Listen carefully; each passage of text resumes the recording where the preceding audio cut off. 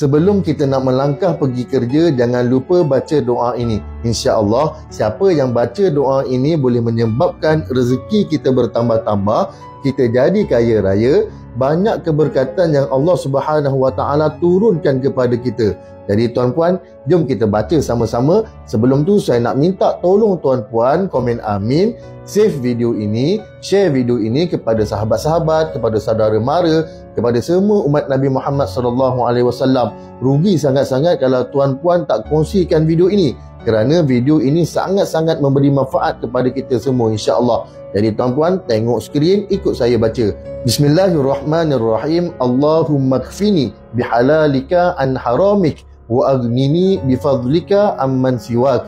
Ya Allah, ya Tuhanku, cukupkanlah aku kepada perkara yang halal tanpa kepada perkara yang haram, dan kayakanlah aku dengan kurniaan-Mu tanpa aku mengharapkan sesuatu selain daripadamu. Tuan-puan, kita kena ingat, siapa yang pergi kerja disebabkan 3 perkara. Pertama, cari nafkah untuk kita. Yang kedua, nafkah untuk ahli keluarga kita.